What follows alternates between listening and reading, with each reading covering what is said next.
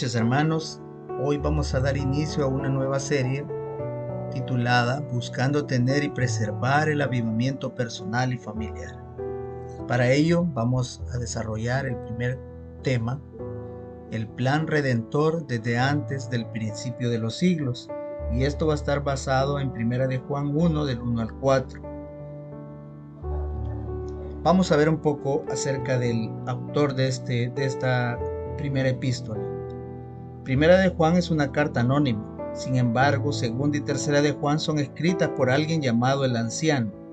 Son idénticos entre ellos y el Evangelio de Juan, por lo que se atribuye su autoría al discípulo que Jesús amaba.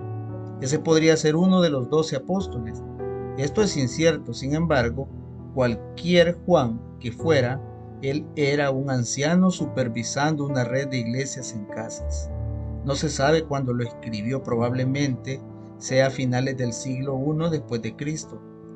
Juan vivió gran parte de su juventud en Palestina. La región se volvió muy hostil hacia los cristianos y judíos después de la destrucción de Jerusalén y de su templo en el año 70 después de Cristo. La tradición cuenta que Juan abandonó Palestina y se fue a vivir a Éfeso. Durante los últimos años, si ese fuese el caso, Juan podría haber escrito la carta en Éfeso, entre los años 70 y 100 después de Cristo.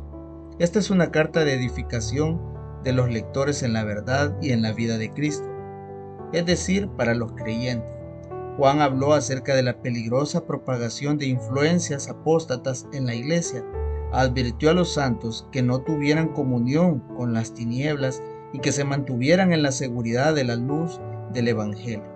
Una filosofía en particular estaba ganando popularidad, era el docetismo, el cual formaba parte de un movimiento más grande conocido como gnosticismo.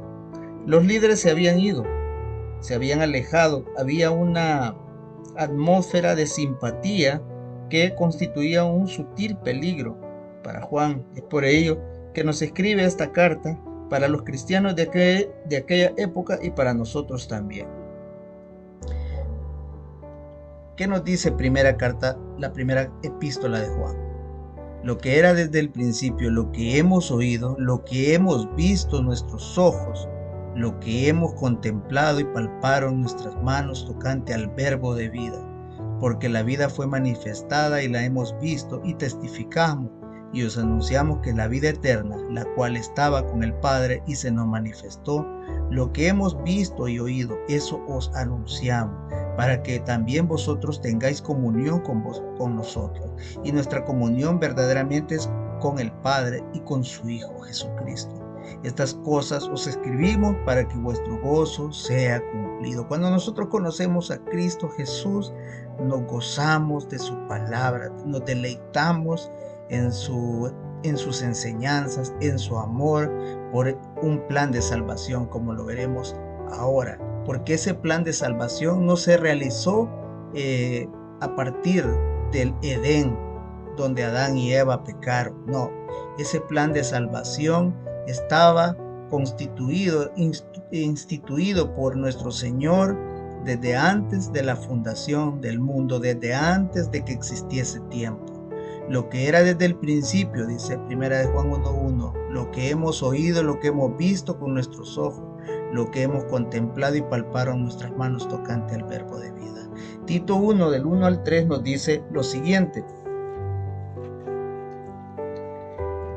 Pablo, siervo de Dios y apóstol de Jesucristo, conforme a la fe de los escogidos de Dios y al conocimiento de la verdad que es según la piedad, en la esperanza de la vida eterna, la cual Dios, que no miente, prometió desde antes del principio de los siglos, y a su debido tiempo manifestó su palabra por medio de la predicación que me fue encomendada por mandato de Dios nuestro Salvador.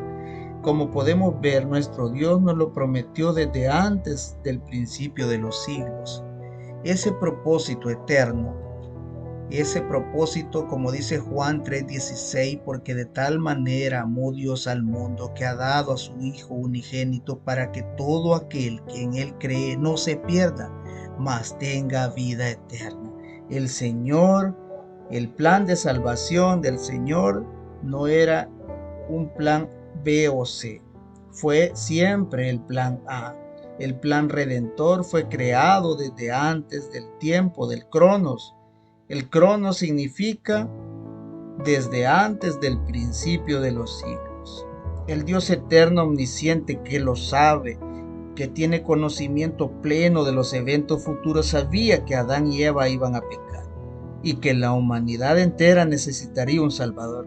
Por ello Dios, en su amor eterno, nos prometió salvación desde antes de la creación.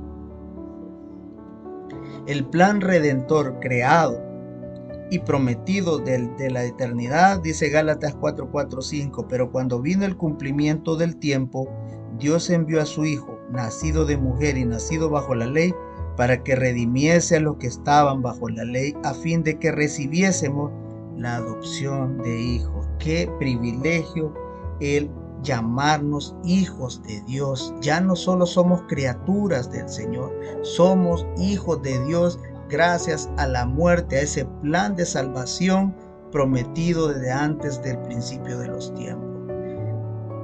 A los apóstoles el Señor les dio el privilegio de ser testigos de ese plan de salvación. Juan escuchó al Verbo, Juan fue testigo ocular.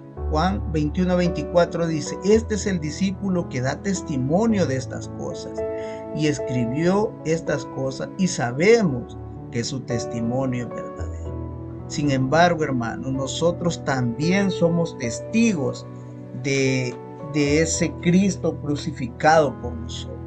Y es porque cuando nosotros nacemos de nuevo, cuando nosotros nos arrepentimos, somos testigos de la obra de salvación en nuestra vida. Somos testigos del maravilloso milagro de ser sellados por el Espíritu Santo, de poder tener comunión con Dios, de ser hijos de Dios, de tener entrada en la presencia del Señor, de disfrutar del bautismo del Espíritu Santo, de disfrutar de todo esto y más, gracias a que Cristo, el Verbo, se hizo carne y compró nuestro rescate a precio de su sangre preciosa en la cruz del Calvario.